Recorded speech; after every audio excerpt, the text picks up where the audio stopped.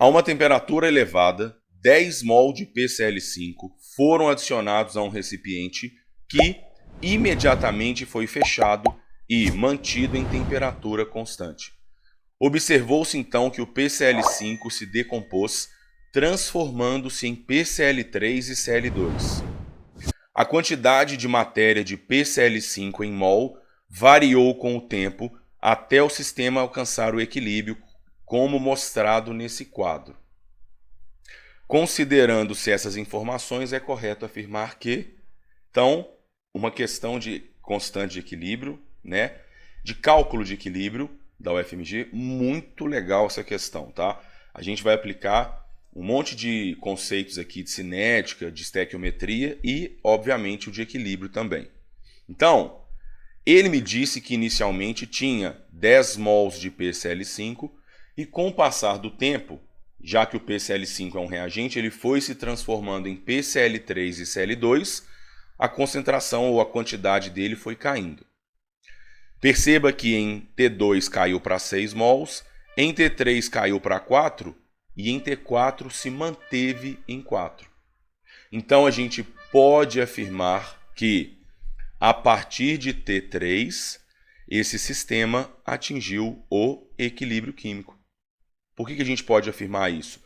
Porque a partir dali a concentração de PCl5 parou de variar, ou seja, ela ficou constante, porque o sistema atingiu o equilíbrio. Detalhe, vamos escrever a equação?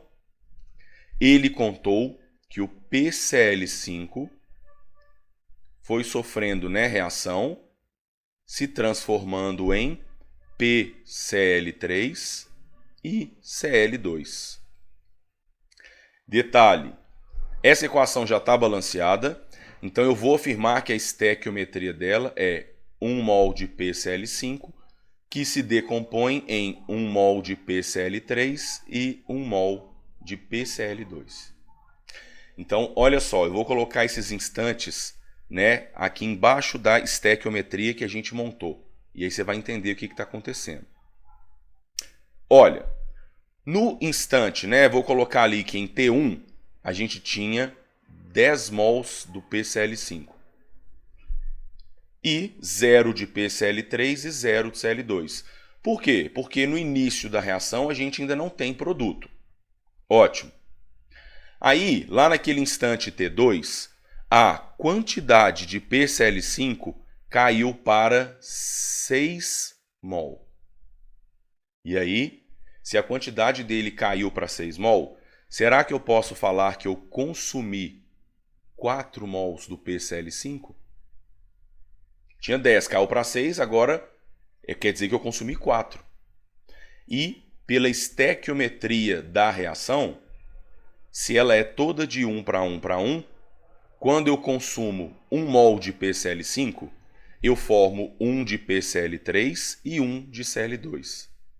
Se de T1 para T2, a quantidade de PCl5 caiu de 10 para 6, então eu posso afirmar que foram consumidos 4 mol e, como a estequiometria é toda de 1 para 1, eu formo 4 mols de PCl3 e também, ao mesmo tempo, eu vou formar também 4 mols de Cl2.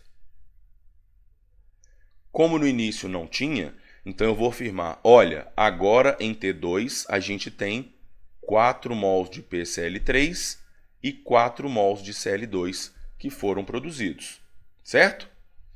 E olha, de T2 para T3, a quantidade do PCl5 caiu para 4 mol.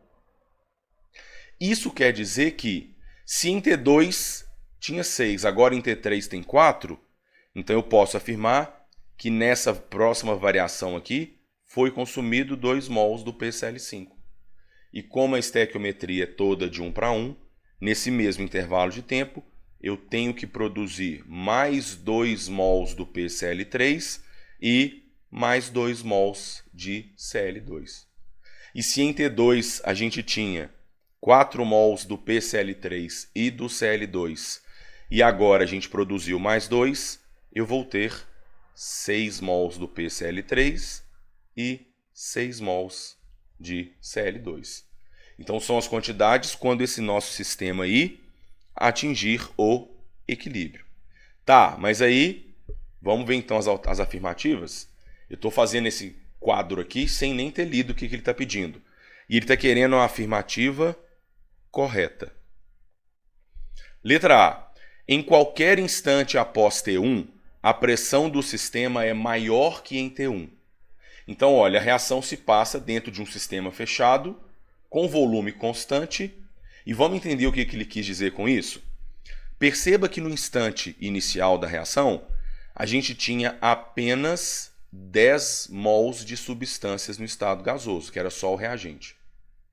No instante T2, a gente já tinha, olha só as quantidades de gás que a gente tinha. 6 mols de PCl5, que ainda estava sobrando lá dentro, 4 de PCl3 e 4 de Cl2, dando um total de 6 mais 4, 10, com 4, 14. Agora eu tenho 14 mols de gás lá dentro. Percebe que a quantidade de matéria, a quantidade em mols de gás está aumentando? Isso quer dizer que eu estou tendo mais substâncias no estado gasoso à medida que a reação se passa. E se eu aumento a quantidade de moléculas dentro de um sistema, automaticamente a pressão vai aumentar. Então eu já sei que no segundo instante a pressão é maior do que no primeiro. Tá, mas vamos ver no último agora? No último instante da reação, a gente tinha 4 mols do reagente ainda, 6 de PCl3 e 6 de Cl2, dando um total de 4 mais 6, 10, com 6, 16 mols de gás. A pressão está ainda mais alta. E o que ele está falando na letra A? Que em qualquer instante após T1, a pressão do sistema é maior do que em T1. Acabou a questão. Porque em qualquer instante após T1, a quantidade de gás está sempre maior do que em T1, que só tinham 10 mols de gás lá dentro do nosso sistema. Tá, mas vamos olhar as outras? B. Em qualquer instante, as reações direta e inversa têm velocidades iguais. E não é em qualquer instante. É só quando o sistema atinge o equilíbrio. Ou seja, a partir do instante T3. Letra C. No equilíbrio, a velocidade da reação direta é igual a 0. No equilíbrio, as duas reações continuam acontecendo. Então, nada de velocidade igual a 0. A velocidade ela é obrigatoriamente diferente de 0. E elas têm que ter velocidades iguais. E letra D. No equilíbrio, a quantidade de matéria das 3 substâncias é igual. Quantidade de matéria e a quantidade de mol. Perceba lá no equilíbrio que a de PCl3 e Cl2 são iguais. Só que a de PCl5 é 4. Então, não é a quantidade de matéria de todas das 3 substâncias que é igual. Dos 2 produtos, sim, mas do reagente é diferente.